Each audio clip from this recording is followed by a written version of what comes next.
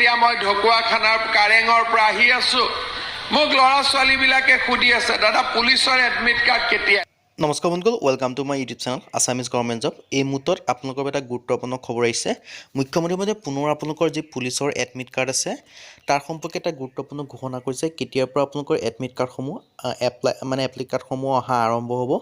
লগতে আপোনালোকৰ আসাম পুলিচৰ যিটো ফিজিকেল আছে আপোনালোকৰ 3200 মিটাৰ যিটো ৰানিং হ'ব লগতে আপোনালোকৰ জাম হ'ব আৰু লগতে আপোনালোকৰ ফিজিকেল কিছুমান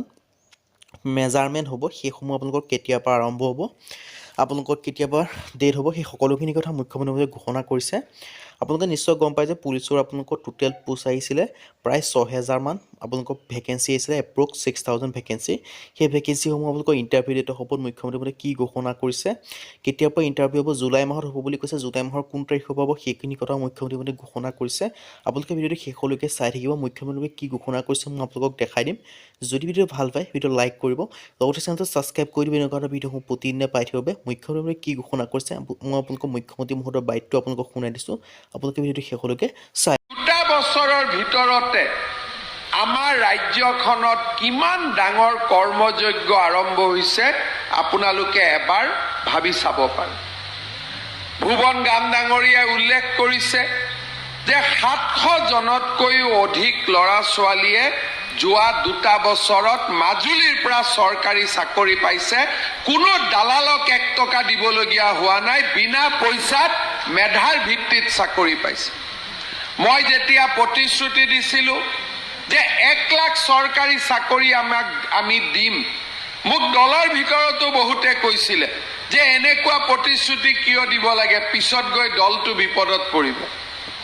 কিন্তু মোৰ মনত বিশ্বাস আছিল যে আমি দিব পাৰিম আজি 2 বছৰৰ ভিতৰত আমি 96000 ল'ৰাক ছোৱালীক আমি চাকৰি দিলো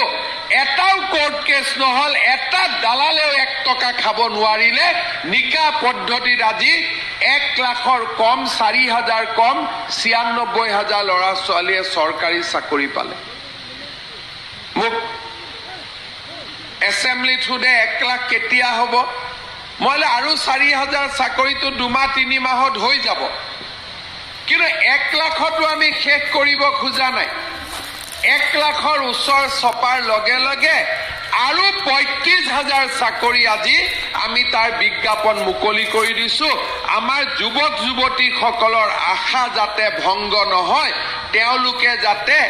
আশাৰ পোহৰ সদায় দেখি থাকিব পাৰে আজি এতিয়া মই ঢকুৱাখানাৰ কাৰেঙৰ পৰা আহি আছো মোক লৰা ছোৱালী বিলাকে খুদি আছে দাদা পুলিচৰ এডমিট কাৰ্ড কেতিয়া আহিব মই কৈছো জুলাই মাহত আহিব চিন্তা কৰিব নালাগে তাৰমানে মানুহৰ মনত এটা অভূতপূৰ্ব পৰিৱেশৰ সৃষ্টি হ'ল